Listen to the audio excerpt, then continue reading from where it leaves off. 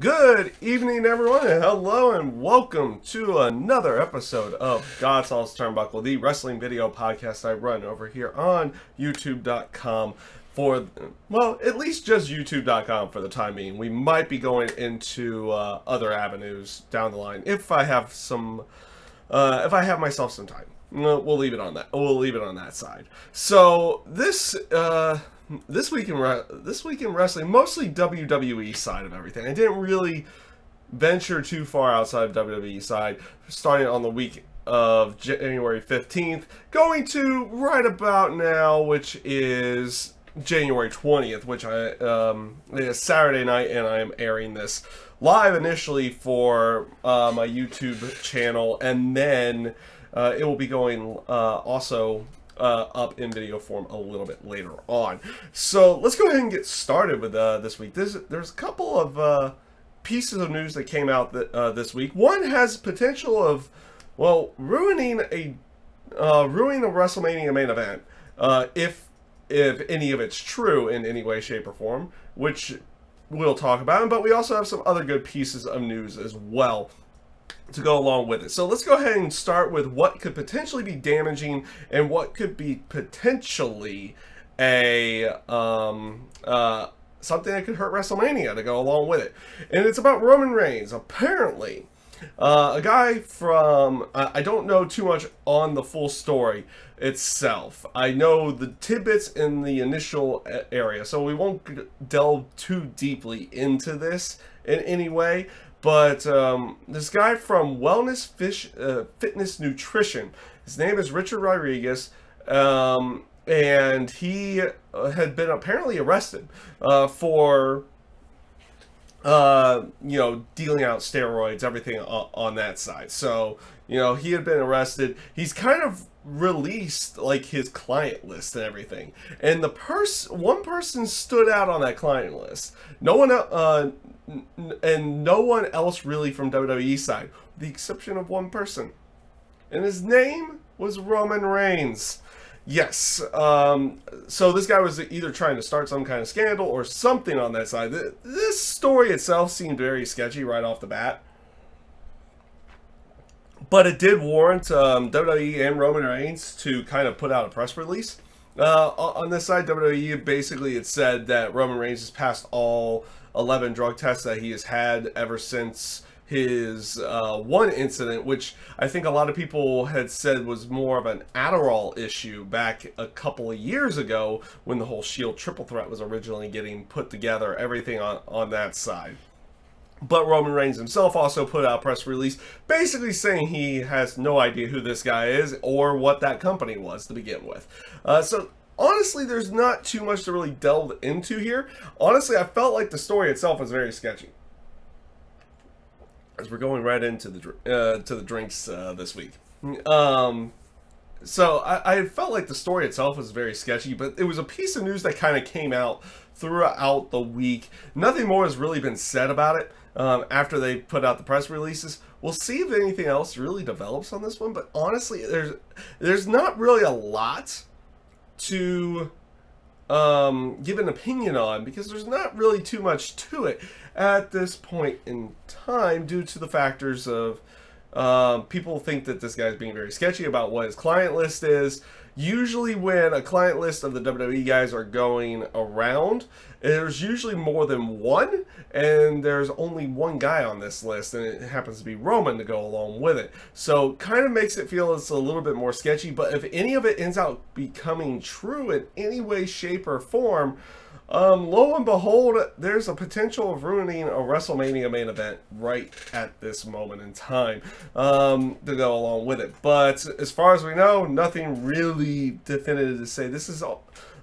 Honestly, I think this one's almost going to be swept under the rug unless something huge comes out within the next week or so. So, I mean, you can look out for it, but I don't expect too much to be coming of this one on that side of everything. So that it is what it is. It was kind of going around, a lot of rumors, a lot of everything. That's why I'm not really giving a full opinion, just kind of giving the story of what's been going on, and kind of my only opinion on it is how I feel about the actual story itself, and it seemed sketchy. to begin with. So we'll see how everything plays off on that one. We're not 100% certain on where everything's going with that. But we have pieces of good news this week, and by good news, we have new guys and gals joining the NXT side of everything. So earlier this week, and they've already taken a picture and everything on that side of it, we had 4 new people showing up in NXT this week. One being, or 2 of them being War Machine, the tag team that we had just seen in New Japan, that I had just kind of seen mostly for the first time in New Japan Pro Wrestling. I saw, I believe, a match with them in WCPW when it was known as WCPW, now known as Defiant Wrestling, to go along with it. And so they're joining, and they've been rumored to join NXT side for quite some time. It's official now that they are doing so. Another person who actually joined in is somebody you're probably very familiar with, at least on either on the independent side or with the factors of the Mae Young Classic. People became more in tune with her based off of the Mae Young Classic, and that is Candice LeRae. She's also, I believe, married to Johnny Gargano as well. So now they're together down in NXT. She's joining in with the crew, and she's officially signed with the WWE. And the last person, and this is truthfully the big one. You may, oh, sorry, stumbling over the words already right now. And we're live too, by the way. So that makes it a little bit more fun. We're going to be keeping that in there. So the last one who joined in, and you may remember him mostly through his time with Lucha Underground, or at least talking with Lucha Underground as Prince Puma, but it's Ricochet coming into the WWE, and you know what, man? That's gonna be good as long as they allow him to kind of let loose on that side of everything. There's a piece of me that for some of these guys, I almost wish they would stay either with the independents or stay with New Japan, so we can kind of see exactly what they do. There is that aspect behind it that, you know, people lose their what is it? They don't really lose anything joining the WWE, but they are kind of told to tone it down, do this versus this, and not necessarily go all out all the time. Now, granted, with the WWE schedule, you don't want to go all out all the time, no matter what, because of, well, just how much they would end up being wrestling to begin with, to go along with it. But the factor that he's going to be on the NXT roster for the time being, kind of leaves some hope that we get to see some really good matches from him, and then we'll see what happens if and when he comes up to the main roster. And with the exact same thing for War Machine and for Candice LeRae as well. It'll be interesting to see how they end up using them through their time in NXT. How long will they be in NXT? And then when will they be up on the main roster to go along with everything?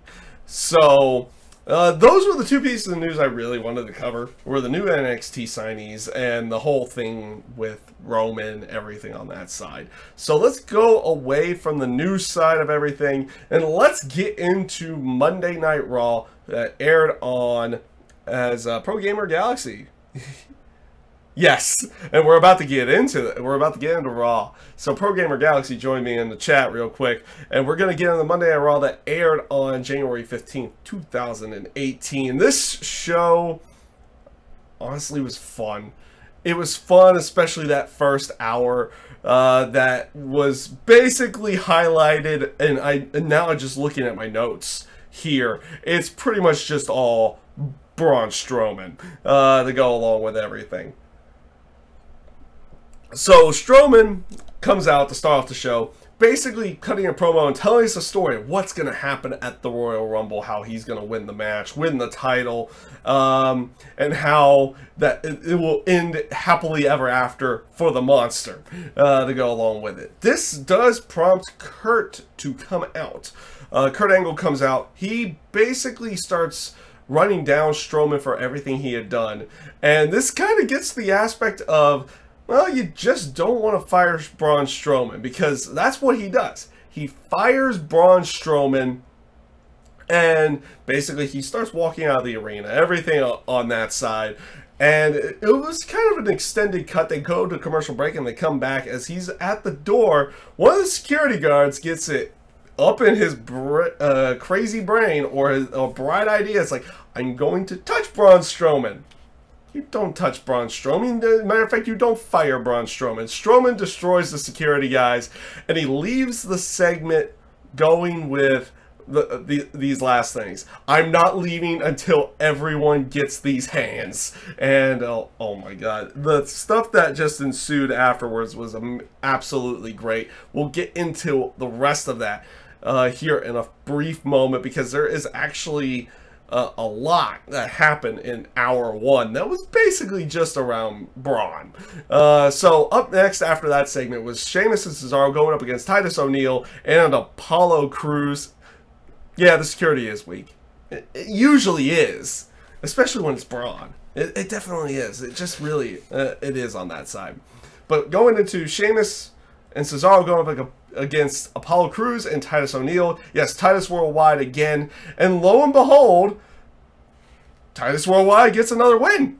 What do you know? This was actually a very fun and entertaining match. It was played off a lot more competitive than it did the week before. And again, they played it off of a kind of a fluky way of getting the victory. That Sheamus and Cesaro had finally gained control. Looked like they were going to gain the advantage, and Jason Jordan distracts them. And this allows for Crews to get the roll up and get the victory. So two straight weeks that Apollo Crews and Titus O'Neil have gained victories over Sheamus and Cesaro. Yet they will not put them in the tag title match at this point in time, which would almost signify that they should, based off of what they did with Smackdown and that fatal four-way, you would kind of think they would be able to do that now. You know, each team got a victory over #1 contenders, and then they got in the match. But that's not happening here on that side of everything. Though we do have one more Raw, so we'll see what happens on that. So we do cut to backstage, and we get a couple of segments with Braun Strowman. He's not left the arena. Of course he hasn't left the arena. Why would he leave the arena? He walks into Kurt's, he wants to find Kurt Angle, or Kurt Angle's office, which he does. Someone points it out to him, and Kurt's of course not in there. He literally just wrecks the entire place, destroys everything, destroys the TV that's on the wall, and basically just like leaves it in complete shambles, leaving. They cut the commercial break, they come back, and they're lo and behold in catering, and all of a sudden you just have this one guy run across. It's like, Strowman's coming! And then everyone's like, what? Huh? And then Strowman just barrels into catering, destroying things throughout his sight, and then he takes Kurt Hawkins and chokeslams him through a table, and then they in this segment, which I thought this was absolutely great, because they just had a dessert guy, like a guy who's who would be like, well, I guess a server or something on that side, just standing there with a cake, and you could just tell from the crowd, it's like, oh no, he's gonna get pie-faced with the cake. Because whenever there's a cake on WWE television, and this guy's just standing still as all everything. He's like just everything, not just staring forward as much as possible with a scared look on his face to go along with it. And just like Strowman looks at him, looks at the cake, and you're kind of expecting it to get destroyed. He just picks up a piece of cake, eats it, puts it back down, and storms off. Oh, it was absolutely brilliant. That's one of those bits where you're kind of expecting something, and they did something the exact opposite, and it was absolutely amazing. I loved what they were doing here. So after all this does lead to Tony Nese going up against Cedric Alexander. We do get a quick cut afterwards. Yeah, he was very scared. He just dead stare. Doesn't want to look at Strowman at all. But we do get a promo from Goldust and Cedric afterwards. Mostly Goldust on this one.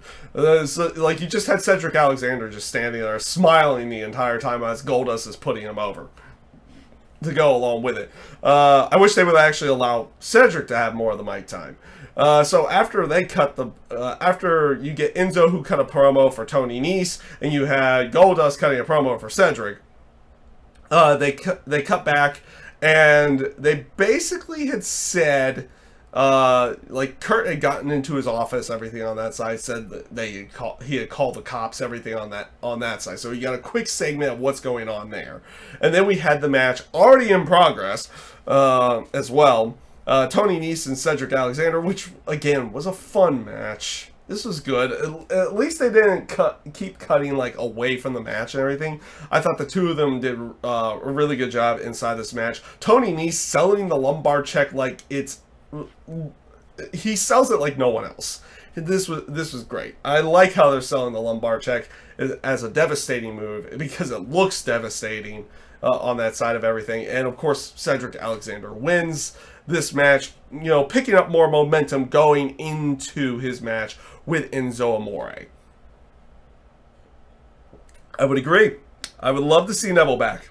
That's if they, that's if he decides to ever really come back on that one. That's another time. That's another story for another time. But as far as we know, we're not going to see that. So, so basically, they cut back to Kurt again after this match, and someone comes in and just tells Kurt Braun's heading towards the production truck, and I absolutely love Kurt's reaction. It's like, the production truck? That's worth $12 million! And dashes off. Like the stuff in this is just overacting. It was the cheesy, but it was good cheesy. And that's the best. That's the best right there. Like, I can appreciate a good film like that's well produced, everything on that side. But you'll get me really entertained when you do something cheesy, but it's so entertaining. You know it's overly done. Everything on this on that side, and it was just amazing stuff. Like Kurt's reaction is like, "Oh!" It was just great to it. Which you do see Braun Strowman go into the production shop, which we haven't really seen much of in a very long time, by the way. The most memorable one, though we've had it where like DX was in the production truck playing around with cameras and everything on that side. The most memorable one has got to still be the NWO one, way back in the day in WCW when they first did it. Which, because it was something that had never seen before. You get Strowman inside there, and you can tell Strowman is like being as careful as he possibly can to not actually ruin something inside the truck. Though he does go up to someone and is like, "What does this do? I'm gonna eat it! I'm gonna smash it! I'm gonna eat it!" And then just kind of walks off, knocks over some papers, throws a garbage can or something like that. I love how he tried to walk through a door and initially couldn't fit through. It was like, stupid door. On there. And eventually kind of gets everybody into the other room to go along with it.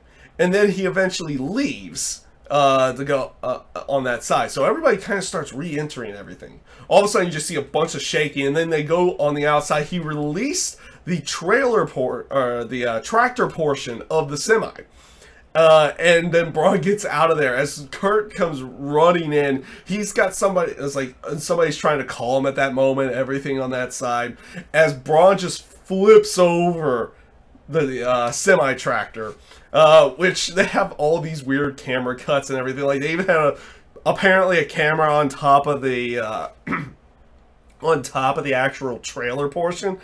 Oh my god, it was... I love overproduction. Sometimes when you can tell it's just cheesy and tell it's overproduced, It was brilliant. I loved it. I love this one. He after flipping over the semi-trailer tractor, he didn't flip over the trailer. That would be, well, I mean, the other one is physically impossible as well for at least one human being. But that would be even more ridiculous to go along with it. So Strowman re-enters the arena. He starts just kind of wandering about.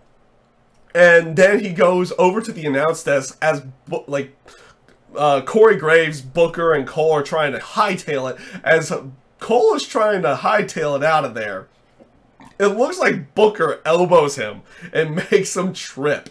And Braun Strowman grabs Michael Cole, and he actually initially grabs him, and he's just trying to carry him by the back of his pants. And he's just carrying him like this afterwards.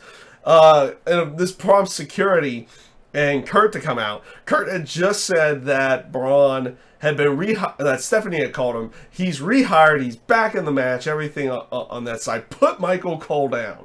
So he initially does. And it looks like he's about to go to leave. Cole gets picked up. And then Cole is like, and then Braun decides not to leave. He picks up Cole and in the most safe way possible, chucks him off the stage into the entire security, who literally like catch Michael Cole and just crumble to the ground. It was, oh my god, everything was just great. Loved it. I love the stuff they're doing with Braun at this point in time. Honestly, he needs to have a Universal title run at some point. Lo and behold, people, that was like just hour 1 of Raw this week. We still had 2 hours. So afterwards, Tom Phillips actually joins the announce team to go along with it. He finishes off the show with them. So after this, they immediately go, after they come back from commercial break and go through everything again. You had Nia Jax going up against Asuka. This was a fun match. These two put on good matches. I'd seen the match they had in NXT. I thought it was really good then, and I think they're doing a better job now. Now they did try to do everything to try to protect both of them in this case. They didn't want to end Asuka's undefeated streak, but they wanted to protect Nia. So what they ended up doing, and you kind of got a good chunk of your, I wouldn't say normal spots, but like just like, you know, Asuka trying to chop down Nia dominating from time to time, but Asuka continually fighting back to go along with it. They get to a spot where it looks like they're on the outside of the ring, and it looks like Nia's going to do something off the ring steps, but Asuka kicks her leg, and she falls into the ring, falls on the ring steps with her leg getting trapped, and she ends up injuring her knee after she falls over. It was and that was basically how they ended the match. They didn't end it with count out, but they ended it with a ref stoppage because Nia couldn't continue on. She was trying to move around but couldn't move around, so the ref stops the match. First of all, I thought they did a very good job of showing off Nia Jax as a threat to Asuka to go along with it, but they also protect Asuka. They give her the win to go along with that side, but it leaves a little bit of doubt going into that Women's Royal Rumble match about Asuka just being the clear-cut favorite. So I thought they did a very good job here. And like I said, the match was enjoyable. Honestly, a good chunk of the matches throughout the night were rather enjoyable to watch on every side. So up next, you have Jason Jordan backstage. Actually, you see Kurt backstage, and Jason Jordan comes into his office. Still completely destroy everything on that sense. Kurt just going through everything, and Jordan being the just overly obnoxious kind of jerk and everything. He's like, he wants to thank Kurt for everything after everything that had been going on. He even goes off and says, this was great. It's like, I know you didn't see me around, but if Braun would have come after you, I would have totally been right there because I was there the entire time. You just didn't see me. Kind of being a lie on that side of it. Man, the stuff they're doing with Jordan is good too now. That, it's full-on slow heel turn, but you feel the heel turn coming on everything, on every facet of it. When does he turn on Rollins? When does he turn on Kurt? All that kind of stuff. Is the big reveal that he was just lying to Kurt to kind of get a better push into the company or something on that side? There's some interesting things they could do with this. But he does get a match made. Yes, now they're playing it off like, oh, he can make matches, everything on this side. He gets a match made with Rollins, Seth Rollins and Finn Balor, because he felt like Seth Rollins wanted to get some revenge for what happened last week and everything on that side of everything. So the match was made for later on in the night, as it being the main event of the show. Well, up next, you had another backstage segment. This one was with Nia Jax and Alexa. Alexa's checking on her after everything that had happened, and she had even appeared at, after the match. Enzo comes in, and basically is like, so they're building more of this tension between Nia and Alexa on this side of everything. Enzo comes in, and Alexa's trying to get him to leave, but and said that she's got this, and then Nia just looks at Alexa. It's like, he's got this, and then they do that whole little bit there, and they're and you know they're going on this whole aspect of they're gonna have this relationship. Where are they gonna go with this? This could be actually very interesting to fully see where they're gonna go with everything on this side. Decent segment. I would give that one a pretty decent segment, mostly because of the storytelling that they're going with, and it'll be interesting to see how that one plays off. Up next, you had the Revival going up. Well, I guess they just called them local talent on that side. I actually don't know who they were off the top of my head on this side. I did not actually look that up either. I just don't know. It was pretty much a squash match. Revival go over with the Shatter Machine, but that wasn't really what was worth talking about. They cut themselves a promo afterwards. And on this promo, this makes me hope that neither one of them get injured ever again, because this was absolutely amazing. They were talking about how, you know, people were ruining the business, the way that they were doing things, being sports entertainers, everything on this sense. And then they dropped the dreaded word that doesn't get used on WWE television anymore. We're not sports entertainers. We're professional wrestlers. And mind blown a little bit. And our mind got blown a little bit later in the night as well. To go along with it. It's like, wait a minute. They're going a route that you don't kind of expect. It's like, why is the writing getting actually very good on Raw? Now, don't get me wrong. It's still 3 hours, and it's still hard to get through a 3-hour Raw. On that side of everything, but the stuff that we've been getting recently with WWE has been really good, especially on the Raw side.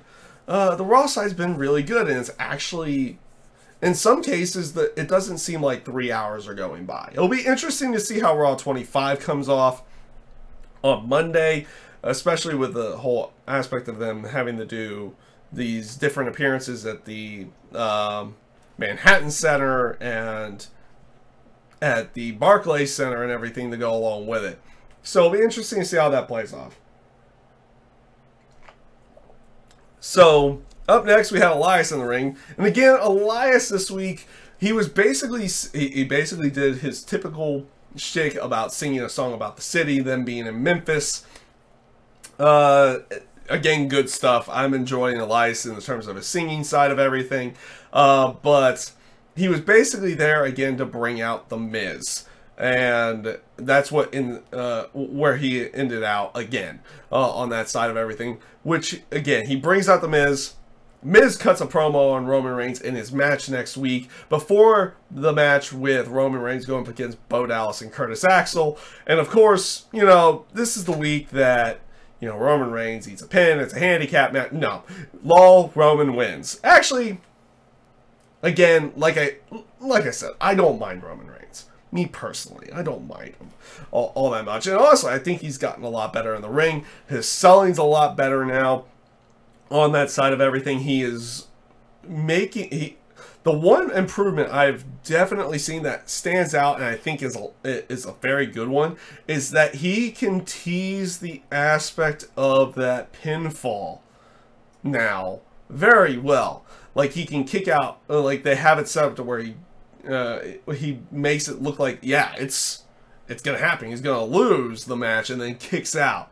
Like, so people who are about to cheer that he's not gonna win are like, and then like, oh, but the people who are wanting him to win to go along with it's like, oh no, yeah, type thing. He's gotten really good at that. He's gotten good at his selling. Like, I'm not gonna lie, he's gotten pretty damn good on that side of everything. This match itself was kind of normal fare. Roman did go over in this match. You kind of expected it. That's what Bo Dallas and Curtis Axel kind of been over the last number of years, unfortunately.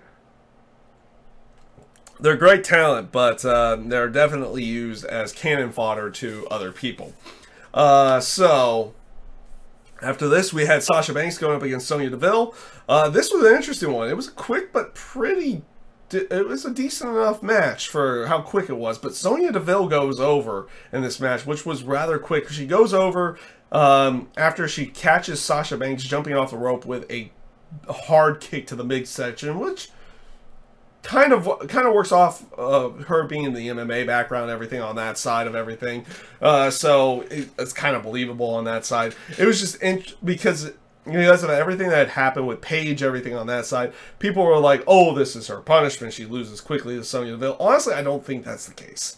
And there's been a lot of things going about there saying that, you know, this could have happened with anyone, that it wouldn't have just been like a Sasha thing or something on that side, and even said that there's really no backstage heat on Sasha for what had happened with Paige weeks before. Matter of fact, they even came out, it even came out that Paige's doctor advised her to never really step in the ring again, even though she decided to do so on that side of everything. So, you know, like I said, it's unfortunate what happened to Paige, but I think it garnered a lot of unwanted heat towards Sasha Banks on that side that probably wasn't deserved on this one, and that's one of those things. But like I said, it still sucks what happened with Paige. She'll more likely to not be able to wrestle again, and yeah. So I don't think this was really a punishment. I think this was just them trying to put Absolution over as much as they possibly can on that side. I mean, heaven forbid, they haven't really been doing it with the Riot Squad over on Smackdown, so they've got to push one of these groups to not make them feel like, oh, they just brought these people up for the Royal Rumble match or something on that side. But yeah. So up next, we had a backstage segment with Seth Rollins and Jason Jordan. And basically, again, this is like Seth Rollins kind of playing lesson, like giving lessons to Jason Jordan at all times. But Jordan's, of course, not listening to anything he has to say. So basically, he was like, he basically says, it's like, I don't mind, because it seemed like Jordan was getting bent out of shape, is like, about what he had done, getting his match with Finn Balor and everything on that side. It's like, I don't hate what you did, or I didn't hate what we ended up getting out of this. I just don't like the way that you're going about everything, which is basically where they're going with this one. On that side of everything. Decent stuff. I liked what they did backstage here. Up next, you had Heath Slater going up against Woken Matt Hardy, and yes, Woken Matt Hardy is getting different backstage trons and everything on that side now. So he's not just going to be coming out to the Hardy Boys stuff at all times. It's a whole bunch of deletes and everything on that side. I actually kind of liked it to go along with. Decent enough match here. Basically, Matt kind of showing off his in-ring differences about him now. What we had seen before in Impact Wrestling, you know, he takes away any of the stuff that he goes to the ropes for, or anything on that side of everything. And I even liked, what was it, last week, Kurt Hawkins tried doing a dive and he called him a spot monkey. So I like things. I like things like that to go along with it. Like he's keeping the stuff that made the broken gimmick good, at least in the in-ring side. I'm just waiting to see some pre-film segments and what do they really do with them. We did get something that was released on the Hardys, or on Matt Hardy's YouTube, talking about Vanguard 1. So you're kind of assuming Vanguard 1's going to come back. Are we going to get Senor Benjamin? Are we going to get King Maxwell? Are we going to get Queen Rebecca on that side? Are we going to get all that stuff back? And how is it going to play out? That's kind of what we're waiting to see here. We didn't really get any interaction with him and Bray Wyatt this week, so nothing new on that side. So this brings us to the main event of Raw, which was Seth Rollins going up against Finn Balor. This was a good match. This was just a darn good match. I thoroughly did enjoy this one. Gallows and Anderson, everything, they came out there. You had you did have Sheamus and Cesaro as well, and this was more towards the end. So you had Jason Jordan coming out on that stuff. That was more towards the end. During the entire match, like everything was just like these two worked a really good match leading up to what was the finish. So Gallows and Anderson came out, Jason Jordan came out, and then Sheamus and Cesaro came out to go along with it after the botch finish, which made it look like the 3 count had already happened on that side. Like the crowd even reacted like it was a 3 count, but they're playing it off. I love the commentators didn't even help the referee at all. It was like, oh, he was repositioning himself. No, which is what they were going with. They went with like it was a repositioning of the referee instead of a count, and they counted 1, 2, and then the kick out. But afterwards, Sheamus and Cesaro come out, and they like Gallows and Anderson and Sheamus and Cesaro kind of corner Jason Jordan. And he kind of gets around them, and those two teams start fighting off. That causes the ref to be distracted. Jordan actually trips up Balor, and then lo and behold, what comes back after being gone for I don't know how long it's been gone, but Seth Rollins freaking used the curb stomp, which was told to be a banned move on that side of everything. That was like, whoa, the freaking curb stomp came back. And they even have a tweet out. They even had Seth tweet out that it's like, welcome back, old friend, for the curb stomp and everything on that side of everything. Finn was selling the crap out of this throughout the entire time. Based off of Tuesday, you know it wasn't him being injured in any way because he showed up for the Mixed Match Challenge as well. But he was selling the crap out of this one. It was like kind of looking dazed and confused. They lingered on this shot for a while. I think they're trying to say, hey, there's going to be some kind of story about this down the line here. And it'll be interesting to see how that comes off. So that was Raw. Raw was pretty good. I actually enjoyed it. I won't lie. I did thoroughly enjoy it. Smackdown, not so much. Smackdown this week, again, it just felt like it was kind of going nowhere. We did get a new United States champion, which that was an interesting little snippet here. We did get a full-on United States champion on the show versus just the 2 semifinal matches and then it happening next week on that side. They started off the show with Xavier Woods kind of cutting like this, trying to, they had a podium in the ring. He was kind of giving like a State of the Union address and everything to go along with it. Yeah, then with the New Days, the pancake bits and everything, it was a decent enough promo, cutting a promo on his match, going against Jinder Mahal, which was actually next. Jinder Mahal comes out, and then when they come back, they go into the match. They spend a long time on this match, which was basically Jinder Mahal dominating most of the match. It was decent enough. it was a decent enough match, but I think it lingered on a little too long. I think they gave it a good, almost like 18, 20 minutes. But it was like mostly just Jinder Mahal dominating the entire thing. Of course, Xavier got spurts of offense in, but eventually he falls to the Colossus. Now, based off of everything and the story that they ended up telling with Mojo Rawley and Bobby Roode, which I'll talk about in a little bit, yeah, you had it kind of made more sense on that side, but I think that match just kind of lingered on a little too long. So I'm just going to kind of talk about all of these next ones, because up next we had a Baron Corbin promo. And we're just going to talk about all of these right now. So basically they were all iPhone promos.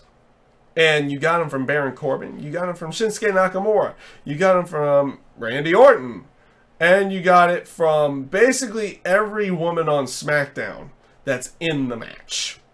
And basically them just talking about the Royal Rumble, everything on that side, how they're going to win. On the women's side, they did it all at one time. So you had Carmella, then Natalya, then Tamina, then Lana, Naomi, Ruby Riott, Sarah Logan, and Liv Morgan did their own ones. Becky Lynch did one to finish it off on that side of everything. And, you know... And then, of course, you got Shinsuke Nakamura doing his own promo in his own style. And Randy Orton doing it as well on that side of everything. But, like, with the women's ones, like they each got, like, 15 seconds to do it. And they were decent enough for what they were. But I think they just overdid this. Like, too many iPhone promos on this one. Which, you know, we've seen things like that in NXT done very well, but I think this was like one of those that they just gave a lot of overkill, and then they had a graphic for each person to go along with it, which was like basic font on that side of everything. Yeah, it was just overkill, honestly. There wasn't really much to it. It just felt like this was a lot of filler. On that side of everything, and not very well done in my mind. So this actually does lead us to that Bobby Roode versus Mojo Rawley match, which I thought was actually fairly good.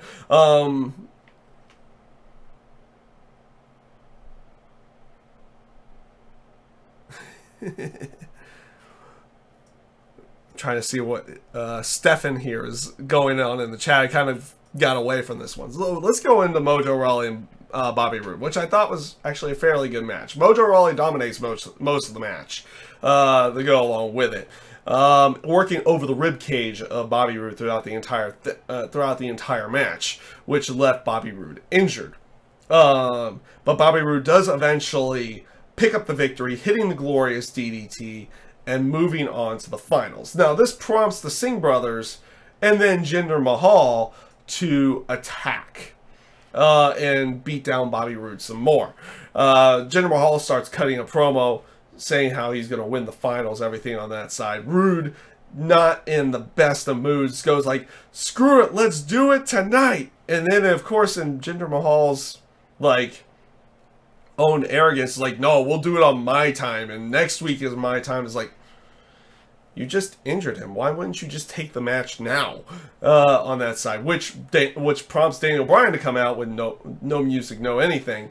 Which they didn't finish any of that, or they didn't continue any of that storyline with him and Shane to go along with it.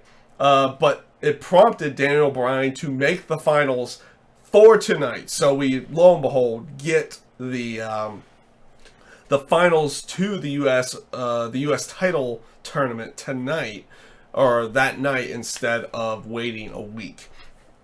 So I've already gone through the iPhone promo stuff. I didn't like the way they did it, because it was very weird. Those promos were very weird, and it felt like, with the factor, like, it felt like they were on older versions of an iPhone versus newer versions, which was very very weird on that side of everything. I'm not gonna lie to you on that one. It was just very weird on that one. They did not look good to go along with it, though they seemed to be overproduced to go along with it as well. It seemed like they were cutting scripted promos to go along with it on that side. So yeah, I just didn't really enjoy what they did here. I like the stuff that they do on NXT much better than they did here with Smackdown on that side. So this brings us to the 6-woman tag with the Riot Squad. I tried to emphasize the T because they have 2 T's on Ruby Riot now. I guess it's probably some legal issue or something like that. I don't know. To go along with it. Going up against Charlotte, Naomi, and Becky Lynch. This is a decent enough match on that side of everything, and nothing really overly memorable about the match. It does end with Ruby Riott getting her like bicycle type kick on Naomi, which caused her to go into Liv Morgan with her one knee code breaker type move to finish it off. So it seems like they're not gonna just make the Riot Squad jobbers, at least for the time being. They give them the victory in this match on that side of everything. So decent enough stuff. I thought the match was pretty decent, but again, SmackDown just didn't feel like it was going anywhere at all this week. It just didn't. That's just how I feel though on that side of everything. Throughout this one. Though this segment was pretty good. I did thoroughly enjoy this one. You had the Usos talking about the Rumble match. They were being interviewed backstage. They were talking about their 2 out of 3 Falls match with Gable and Jordan, which or Gable and Benjamin, and which prompted both of them to attack. And he basically, and this was the weird one because of the stuff that had happened with Jey Uso this week, where he had gotten arrested for a DWI on that side of everything. So you thought they were going to go somewhere else with this one on that side, but they were going like, yeah, we will have 2 words for you guys when the Rumble's over with, and it's former champions. You thought they were going to go somewhere else with that, but they decided not to. They didn't go the easy route with that one. I actually did like that segment. I like the Usos promos as of late.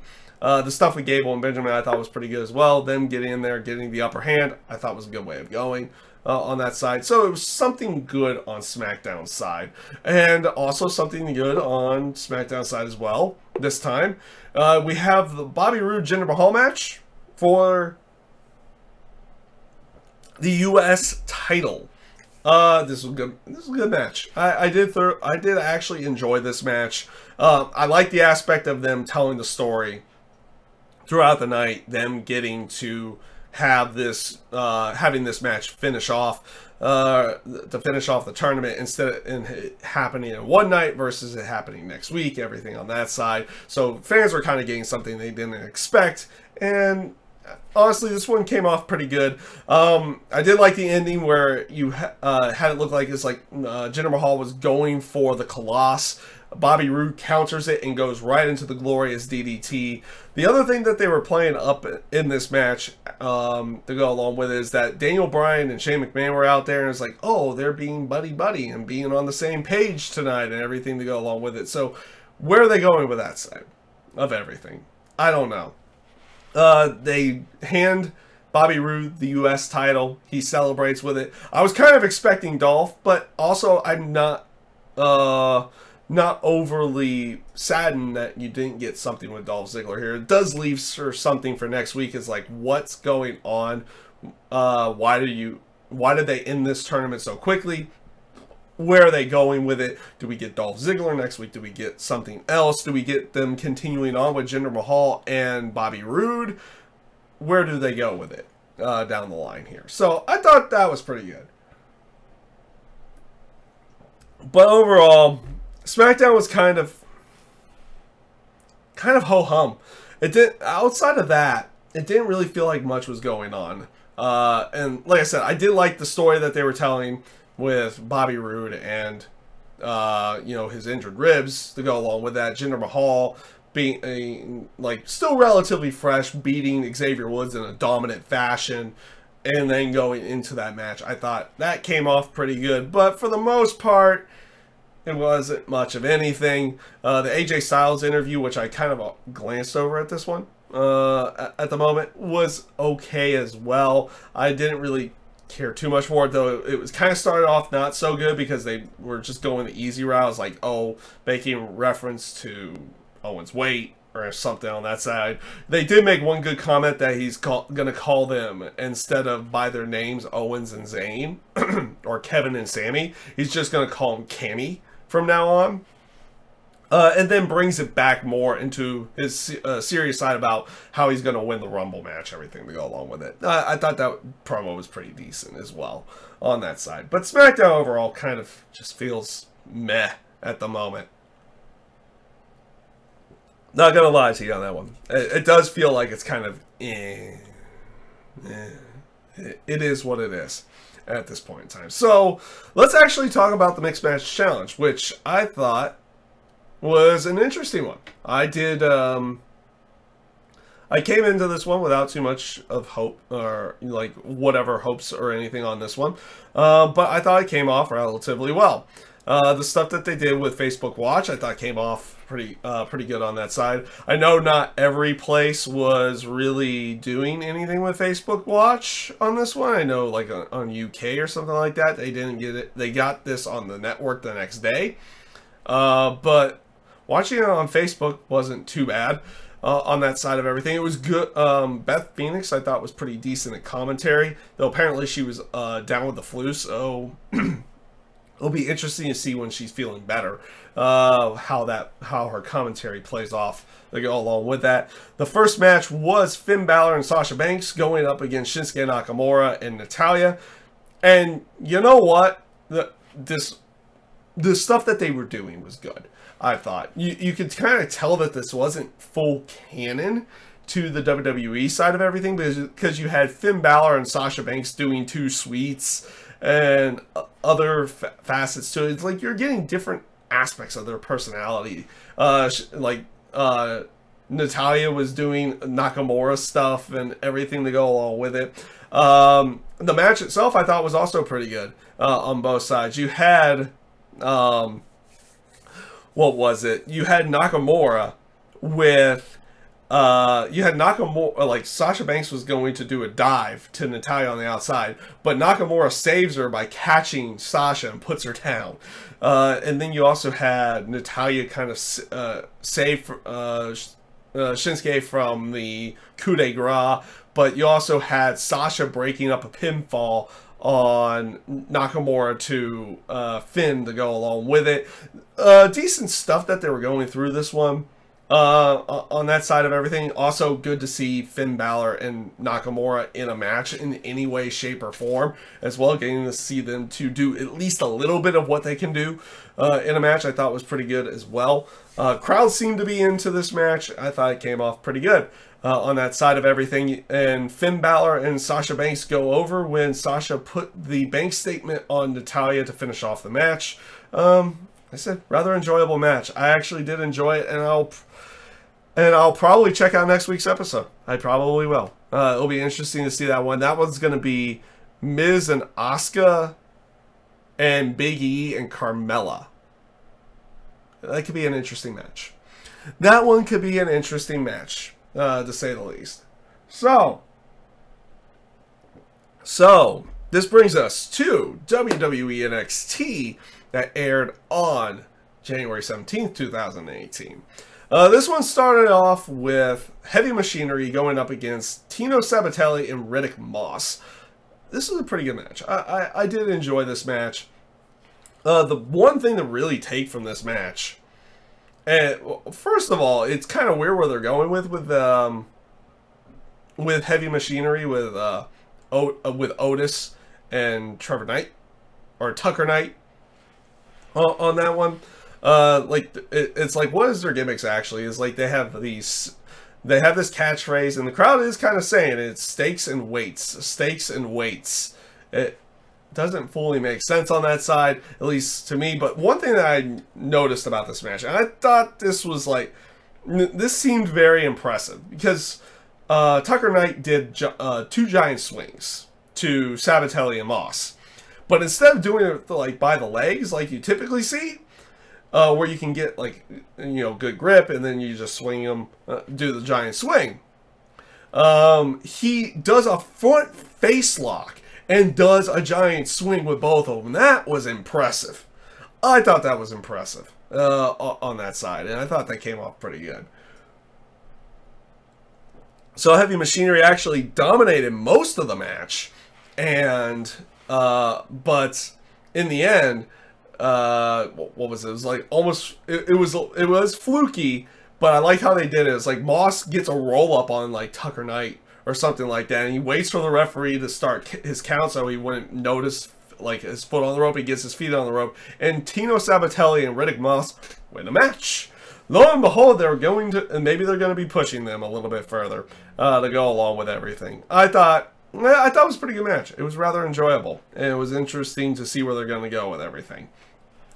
Up next, you had Undisputed Era with a promo. You basically had Adam Cole talking about his match with Aleister Black, how he's not afraid of the Extreme Rules or anything to go along with that. Good stuff from Adam Cole. He gives it off to Kyle O'Reilly and Bobby Fish, and I like how Adam Cole, while they're talking about their match with, or their upcoming match either against the Street Profits or the Authors of Pain, Adam Cole's just kind of like mouthing stuff in the background to go along with it.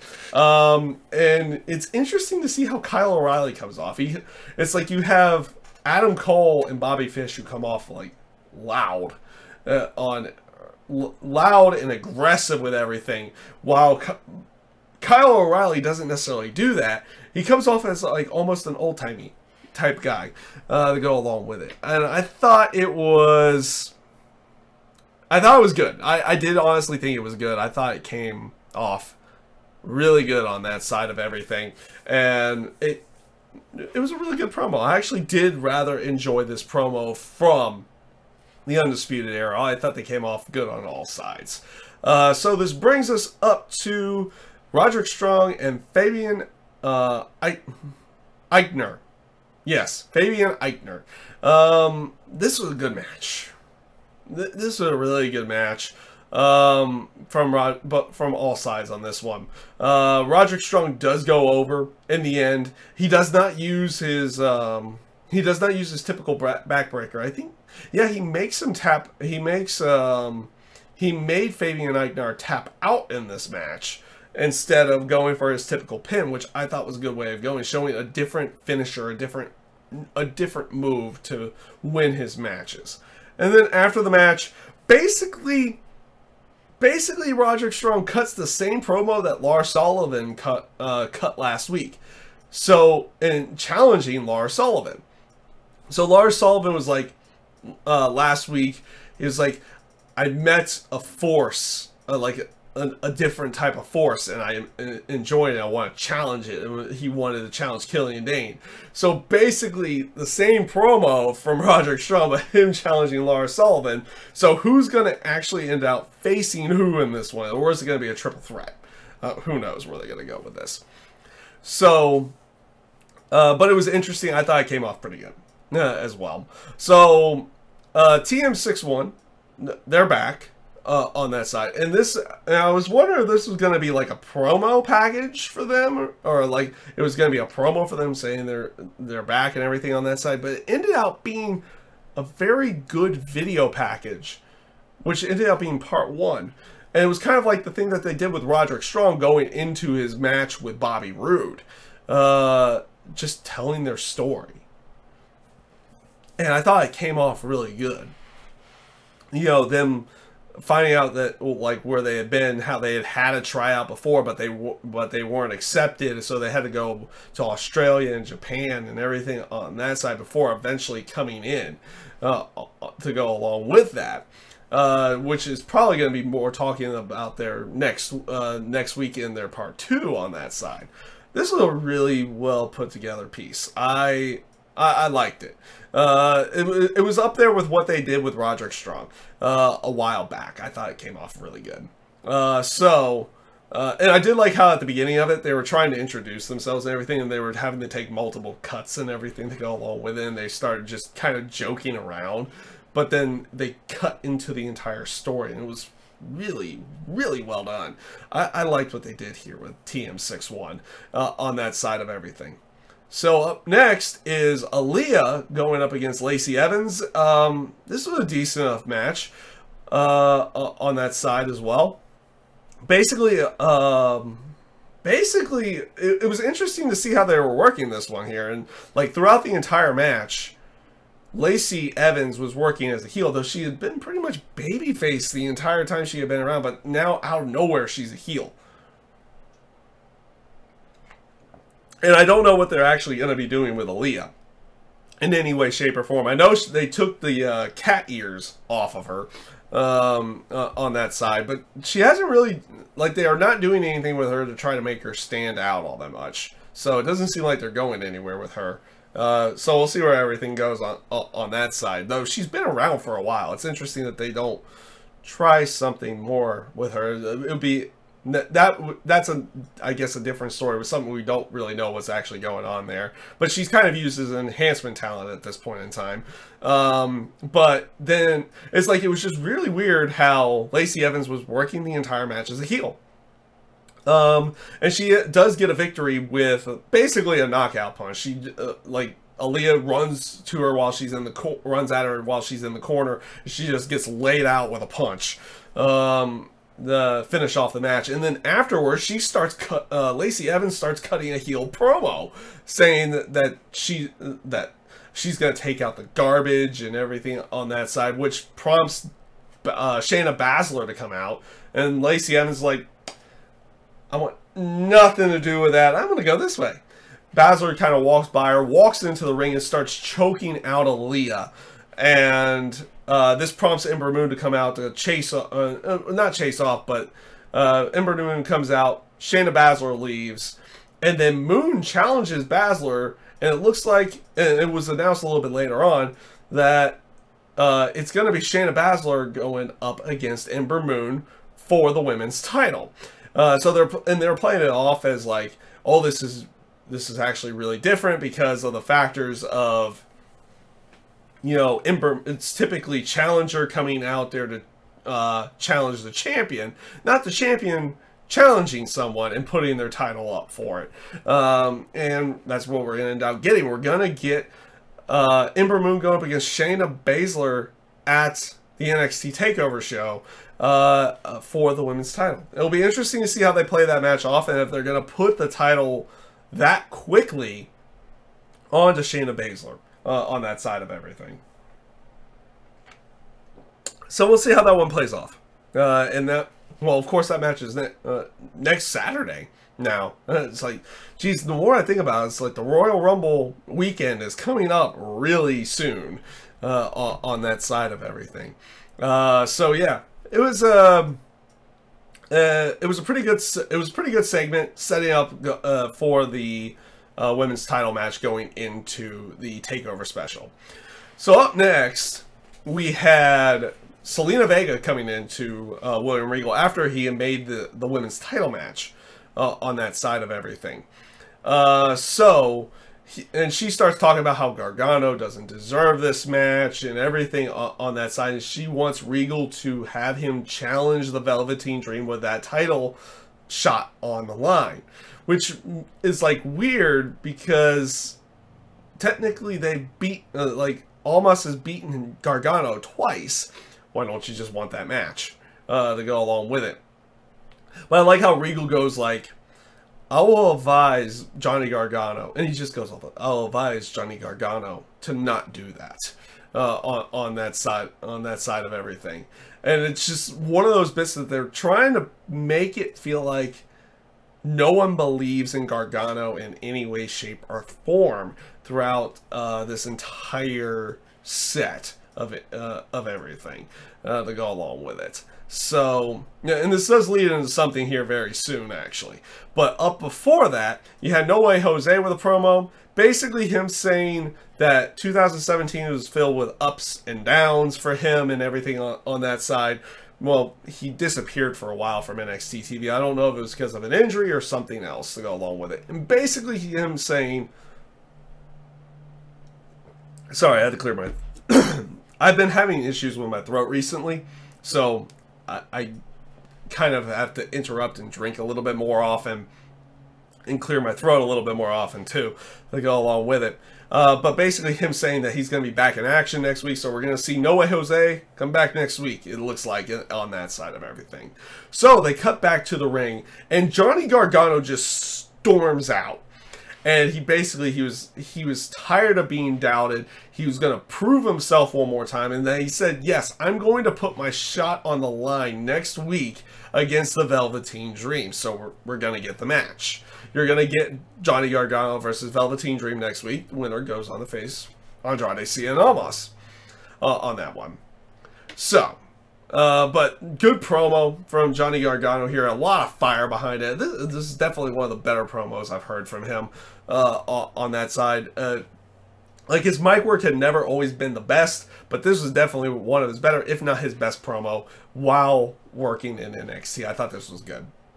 So, this leads us to that main event, which was the Street Profits going up against the Authors of Pain for #1 contendership to the Undisputed Era's tag team titles. This was a good match. I did thoroughly enjoy this one. And to a certain extent, this is kind of more character building for the Street Profits. So, Street Profits have been kind of running over everybody, everything on that side, running with a lot of momentum. Now, since they're kind of, babyface, they're giving them a little bit of adversity. They weren't able to beat the Authors of Pain here. The Authors of Pain eventually do pick up the victory after a hard-fought match with the Super Collider and then the final chapter. So yes, we are going to have the Authors of Pain again in a tag team title situation, but in the end, I think this is actually kind of good for the babyface Street Profits team because it kind of gives them a little bit of adversity, something to work themselves towards. They're not just riding this giant wave of momentum as soon as they come in and getting a title shot. They have to fight for it. They have to earn it and earn it and earn it. And eventually, when the payoff comes, hopefully when they get a shot at the tag team titles or win the tag team titles down the line, it's a bigger payoff for that one. So with the factors of it being the Authors of Pain going up for the tag team titles again, actually kind of works in this case because it'll make a bigger payoff for the Street Profits down the line. At least I think that's how I feel on that one. Well, that's how I feel on that one, but I think that's how that'll be coming off pretty good on that one. I did enjoy this match. I thought it came off pretty well. It did have the Street Profits going, like, getting themselves over enough to the sense of they were showing their fight and everything on that side of it, and it, even in a loss, it kind of helped them on that side of everything. So overall, NXT was actually pretty good. I liked Raw, I liked NXT, I liked the Mixed Match Challenge. Smackdown was kind of there this week, which has been unfortunate because, like, when this all started with everything, SmackDown was far by the better show. But it's definitely taking a different route on that side, and we'll see if SmackDown can rebound. SmackDown can rebound at some point. Yeah, we'll go with that one. We'll go with that one. But yeah, NXT I thought was rather enjoyable this week, and that's pretty much everything I got for you guys on this week's edition of GodSaw's Turnbuckle. So for programming notes next week, this is going to be, I don't know how I'm going to do this, first of all, in any way. But the goal is to do a normal GodSaw's Turnbuckle that just talks about Raw, SmackDown, NXT, and maybe some other news to go along with it next week. But we're also going to do a predictions episode for NXT TakeOver and for the Royal Rumble. And then I want to do a lone review for both NXT TakeOver and the Royal Rumble pay-per-view as well as doing some simulation matches over stream, and later for the YouTube side. So I'll do them over the stream, edit it down, and then get it up on the YouTube side of everything. I want to try to do that. Might be a little tough. I have a very busy work week ahead of me on that side of everything, so I don't know how much time I'm really going to have to try to get everything done. But that is the goal for next week. I don't know if it's going to happen in any way, shape, or form. Maybe I will be having to film the simulation matches else at a different time, or in some other way, and not stream it. I don't know. We'll see how everything plays off next week. Like I said, I have a very busy work week next week, and I'm hoping to be able to get everything done on that side of everything, at least on the wrestling side of everything. So, with that being said,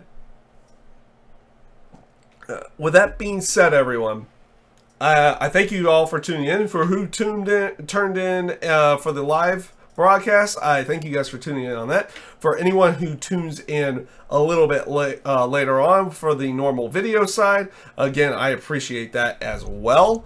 And again, everyone, thank you guys for watching. I hope you guys have a great rest of your day. We've got a busy one next week, and we've got the Royal Rumble coming our way. So we'll see you guys next week, and we'll see what we can get done with as well on that side of everything. So again, thank you guys for watching. Have a great rest of your night.